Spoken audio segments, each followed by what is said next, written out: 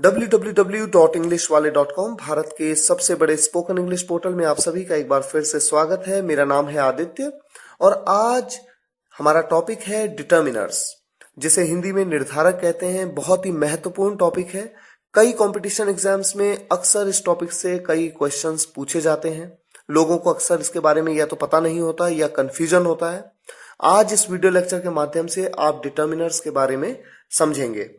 सबसे पहले देखिए डेफिनेशन।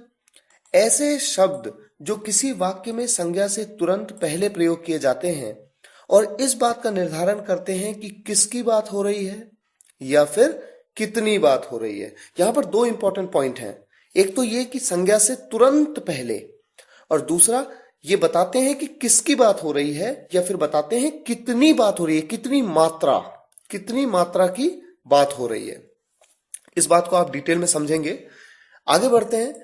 चूंकि यह भी संज्ञा के बारे में कुछ अतिरिक्त सूचना देते हैं, इसीलिए ये भी विशेषण कहलाते हैं। आप संज्ञा के बारे में और विशेषण के बारे में इनके सेपरेट वीडियो लेक्चर्स में अच्छी तरह से समझ चुके हैं।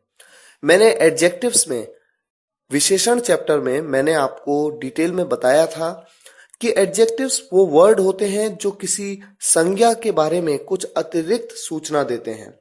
क्योंकि यहां पर अगर आप बात करें डिटर्मिनर्स की, तो डिटर्मिनर्स भी तो संज्ञा के बारे में कुछ अतिरिक्त सूचना देते हैं कि किसकी बात हो रही है और कितनी मात्रा की बात हो रही है। इसलिए डिटर्मिनर्स भी एडजेक्टिव्स ही कहलाते हैं। सभी स्टूडेंट्स के लिए देखिए, अगर इंग्लिश में हम इस टॉपिक को, अगर इंग्लिश में हम डिटर्मिनर्स के बारे में डेफिनेशन देना चाहें तो किस तरह से हम लिख सकते हैं। A determiner is a word that is placed just before a noun to give additional information about that noun, and that's why they are also classified as adjectives. इसीलिए डिटर्मिनर्स भी एडजेक्टिव्स ही होते हैं। एग्जाम्पल के माध्यम से आप इस बात को बेहतर समझेंगे। धैर्य रखिए, आप अच्छी तरह समझ पाएंगे कि डिटर्मिनर्स होते क्या हैं। देखिए एग्जाम्पल है, यह लड़का राम है। दूसरा एग्जाम्पल है, वह लड़का राम है। लड़का क्या है? लड़का मतलब बॉय, एक कॉमन नाउन है। नाउन चैप्टर में इस बात को आपने समझा था। नाउन से पहले मैंने यूज किया यह या मैंने यूज किया वह। यह या वह कहने से देखिए मुझे क्या पता लगा। अगर मैं कहता हूं यह लड़का, इसका मतलब इस लड़के की बात हो रही है। अगर मैं कहता हूं वह लड़का, तो उस लड़के की बात हो रही है। तो यह या वह का प्रयोग करने से मुझे क्या पता लगता है कि किसकी बात हो रही है, किस लड़के की बात हो रही है, इस लड़के की या फिर उस लड़के की। तो मैंने आपको डेफिनेशन में बताया था कि किसकी बात हो रही है ये बात पता लगेगी, और यही बात यहां पर पता लग रही है। तो ये जो वर्ड है मेरे, यह या वह, यह के लिए दिस और वह के लिए दैट, ये वर्ड ही तो मेरे डिटर्मिनर्स हैं। अब देखिए इसी तरह से मैं कहूं वह लड़का तो कहता हूं दैट बॉय। मैं कहता हूं एक लड़का, एक के लिए मैं यूज करता हूं अ बॉय। कोई विशेष लड़का, मैंने आपको आर्टिकल्स में ये बात बताई थी कि जब किसी विशेष व्यक्ति की बात हो रही हो तो आप द का प्रयोग किस तरह से करते हैं। तो कोई विशेष लड़का द बॉय।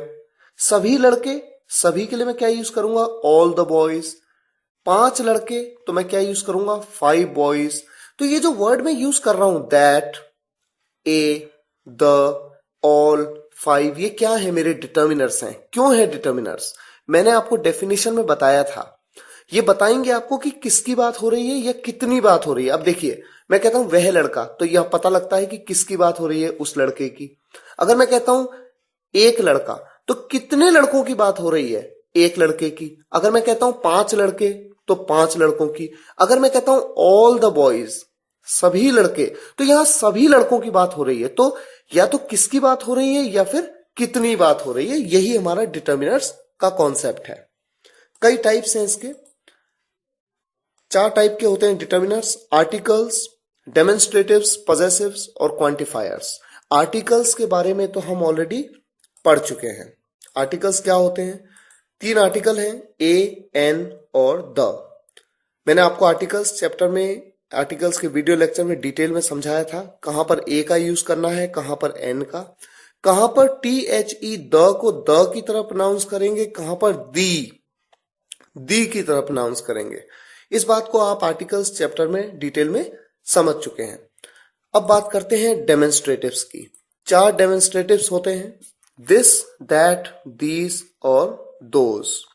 इन चारों डेमोन्स्ट्रेटिव्स के बारे में मैंने आपको दिस, दैट, दीज, दोज के वीडियो लेक्चर में डिटेल में समझाया था, लेकिन आज हम इसे थोड़ा और जानेंगे। Demonstratives are used either as a pronoun or as a determiner. मैंने वहां पर जब मैंने आपको दिस, दैट, दीज, दोज के बारे में बताया था तो मैंने वहां पर आपको एज अ डिटर्मिनर इनको समझाया था। देखिए आपके सामने 2 एग्जाम्पल है। दिस इज माई बुक, मैं कहता हूं यह मेरी किताब है। यह किताब के लिए मैंने दिस का प्रयोग कर लिया।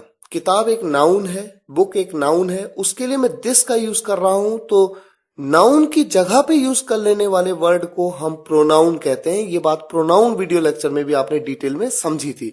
यहां पर मैं दिस का प्रयोग एज अ प्रोनाउन कर रहा हूं, लेकिन जब मैं दिस का प्रयोग बुक से जस्ट पहले देखिए तुरंत पहले मैंने किया, तो बुक क्या है, एक नाउन है, और नाउन से तुरंत पहले यूज किया और इस बात का निर्धारण किया कि किसकी बात हो रही है। मैं कहता हूं दिस बुक इज माइन, तो मैं बता रहा हूं इस बुक के बारे में, तो किसकी बात हो रही है, इस बुक की। अगर मैं कहता दैट बुक इज माइन, तो इसका मतलब किसकी बात हो रही होती, उस बुक की, उस किताब की। तो यहां पर दिस का प्रयोग एक डिटर्मिनर की तरह मैं कर रहा हूं, संज्ञा से तुरंत पहले। तो दिस, दैट, दीज, दोज, ये चारों ही मेरे डेमोन्स्ट्रेटिव डिटर्मिनर्स हैं। इसी तरह से देखिए पजेसिव्स, तीसरा टाइप है इसका possessives. His, her, your, our, my, their, its. देखिए मैं कहता हूं his friend is a teacher.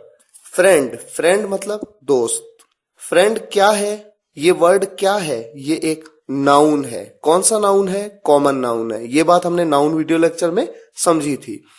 Noun से जस्ट पहले मैंने यूज किया, देखिए हिज, और इससे क्या निर्धारण हुआ, मैंने कहा उसका दोस्त एक टीचर है। तो यहां पर बताया कि किसका दोस्त, पता लगा कि किसका दोस्त, संज्ञा से तुरंत पहले यूज किया और इस बात का निर्धारण हुआ कि किसकी बात हो रही है, उसके दोस्त की या मेरे दोस्त की या तुम्हारे दोस्त की, किसके दोस्त की। तो किसका यहां पर निर्धारण हो रहा है, ये एज अ डिटर्मिनर वर्क कर रहा है। कौन सा डिटर्मिनर है ये, पजेसिव डिटर्मिनर। देखिए इंग्लिश बोलते हैं जब आप, तो जरूरी नहीं है कि आपको इन सब कॉन्सेप्ट्स के बारे में पता हो, लेकिन अगर आप किसी कंपटीशन एग्जाम को फेस कर रहे हैं, आपके सामने एक सेंटेंस दिया और आपसे ये पूछ लिया कि ये कौन सा डिटर्मिनर है, तो आपको वहां पर पता होना चाहिए। तो ग्रामर की जितनी अच्छी नॉलेज आपको होगी, आपकी इंग्लिश उतनी ही बेहतर होती जाएगी। और इंग्लिश वाले .com का हमेशा से यही ध्येय रहा है कि सभी स्टूडेंट्स को हर कॉन्सेप्ट को डिटेल में समझाया जाए।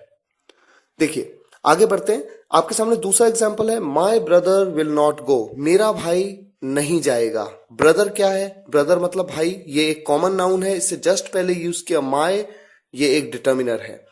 Are books are kept there, या हम कहते हैं our books are kept there. Book क्या है, एक नाउन है, कॉमन नाउन है, उससे जस्ट पहले आपने यूज किया आवर, और आवर को एज अ पजेसिव डिटर्मिनर आपने यहां पर यूज किया। इसी तरह से देखिए चौथा प्रकार है इसका, क्वांटिफायर्स। सच वर्ड्स और group of words which are used before a noun to indicate the amount और क्वांटिटी ऑफ दैट नाउन। अब यहां पर आपको क्वांटिटी और अमाउंट की बात करेंगे, यानी मात्रा के बारे में पता लगेगा। नाउन से जस्ट पहले यूज करेंगे और मात्रा के बारे में बताएंगे। देखिए एग्जाम्पल है, फ्यू मतलब थोड़ा या कुछ। मैनी मतलब कई या बहुत। कहां पर यूज होते हैं, काउंटेबल नाउन्स के साथ में। काउंटेबल और अनकाउंटेबल नाउन के बारे में आपको एक सेपरेट वीडियो लेक्चर में मैंने डिटेल में समझाया है। अगर आपको नहीं पता तो एक बार उस वीडियो लेक्चर को दोबारा देख लीजिए। फ्यू बॉयज कुछ लड़के, मैनी बॉयज कई लड़के। फ्यू गर्ल्स कुछ लड़कियां, मैनी पेन्स कई पेन। मैनी स्टार्स कई तारे, मैनी हेयर्स कई बाल। कई लोग कंफ्यूज होते हैं कि हेयर के आगे एस कैसे लगाया, लेकिन मैंने आपको ये बात भी काउंटेबल अनकाउंटेबल नाउन के वीडियो लेक्चर में समझाई थी कि हेयर के आगे एस लगाया जाता है प्लूरल फॉर्म में। अब देखिए इसी तरह से अनकाउंटेबल नाउन के साथ में, यानी अगणनीय संज्ञा के साथ में, आप लेस, लिटिल का यूज थोड़ा या कुछ के लिए, और मच का यूज ज्यादा या बहुत के लिए करते हैं। लेस वाटर मतलब थोड़ा पानी, लिटिल वाटर मतलब भी थोड़ा पानी, मच वाटर मतलब ज्यादा पानी या बहुत पानी, लेस शुगर यानी थोड़ा चीनी, थोड़ी चीनी, और मच पेट्रोल यानी काफी पेट्रोल, ज्यादा पेट्रोल या बहुत पेट्रोल। एग्जाम्पल देखिए, सम और एनी या एनफ का यूज कब किया जाता है? अनकाउंटेबल और काउंटेबल दोनों संज्ञाओं के साथ में, अगणनीय और गणनीय दोनों के साथ में सम और एनी का यूज या एनफ का यूज किया जा सकता है। सम और एनी का यूज थोड़ा, कुछ या कोई के लिए, एनफ का यूज काफी के लिए।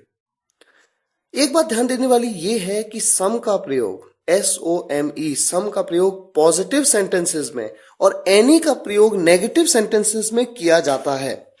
ये बात कंपटीशन एग्जाम्स में कई बार पूछी जाती है, सेंटेंसेस दिए जाते हैं करेक्शन एक्सरसाइजेस में, और कई बार इसमें हम गलतियां कर जाते हैं। एग्जाम्पल देखिए, मैंने कहा मेरे पास थोड़ा पानी है, आई हैव सम वाटर। मेरे पास बिल्कुल पानी नहीं है, I don't have any water. कई बार लगता है कि वाटर से पहले एनी का यूज बड़ा ऑड लग रहा है, लेकिन ये बिल्कुल करेक्ट ग्रामर है। आई हैव सम बॉयज, मेरे पास कुछ लड़के हैं, आई हैव सम बॉयज।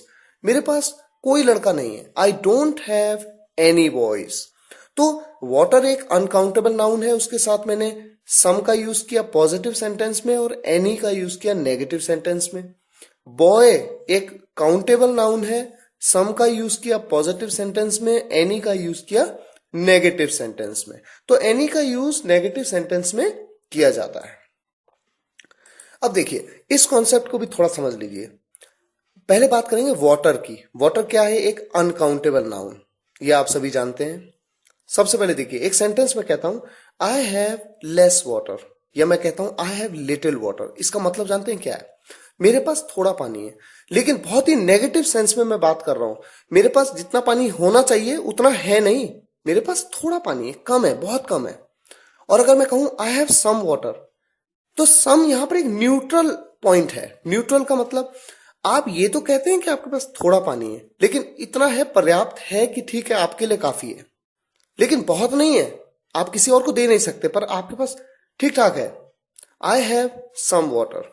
और जब आप कहते हो आई हैव मच वाटर, ये तो काफी पॉजिटिव है कि आपके पास काफी पानी है। इसी तरह से देखिए, बॉय के साथ आप किस तरह से यूज कर सकते हैं। बॉय एक काउंटेबल नाउन है, आप कह सकते हैं आई हैव फ्यू बॉयज। यहां पर नेगेटिव सेंस में आप कहते हैं, यानी आप ये कहते हैं कि जितने लड़के होने चाहिए उतने हैं नहीं मेरे पास, कम है। I have few boys. जब आप कहते हैं आई हैव सम बॉयज, का मतलब यह है कि आपके पास ठीक है, कम है लेकिन पर्याप्त है। और जब आप कहते हैं आई हैव मैनी बॉयज, इसका मतलब है आप काफी पॉजिटिव है, आप कहते हैं मेरे पास कई लड़के हैं। तो यहां पर जो आपने लेस, लिटिल, सम, मच, फ्यू, मैनी, ये सभी क्या हैं? आपके डिटर्मिनर्स हैं। इसी तरह से देखिए एवरी का यूज, एवरी बुक या एवरी बॉय। एवरी मतलब हर कोई, ईच मतलब हर एक या प्रत्येक, each book, each boy, all, all का मतलब सभी या सब, all the books, all the boys, सभी, ये सभी डिटर्मिनर्स हैं। बोथ दोनों, both books, both the boys. Whole सारा या पूरा, the whole world, the whole book. इसी तरह से देखिए क्वांटिटी का निर्धारण फुल, हाफ, क्वार्टर, इन वर्ड से भी होता है। जब आप कहते हैं फुल ग्लास, तो क्वांटिटी के बारे में बताते हैं, यानी मात्रा के बारे में बताते हैं। फुल ग्लास या full jug, half the glass, quarter the glass. या आप कोई नंबर बोलते हैं 1 2 3 4 5, जब आप कहते हैं वन बॉय, तो देखिए बॉय क्या है? एक संज्ञा है, कॉमन नाउन है, इससे पहले आपने लगाया वन, तो आप उसकी क्वांटिटी के बारे में बता रहे हैं। आप बता रहे हैं कि कितने हैं। 1 boy, 2 laptops, 3 friends, 4 persons, 5 stars, 6 hairs. तो इस तरह से इस वीडियो लेक्चर के माध्यम से आपने डिटर्मिनर्स के बारे में कुछ बेहद महत्वपूर्ण जानकारियां ली। मिलते हैं नेक्स्ट वीडियो लेक्चर में कुछ और प्रेपोजिशंस के साथ और कुछ अलग अलग टॉपिक्स के साथ। तब तक के लिए धन्यवाद।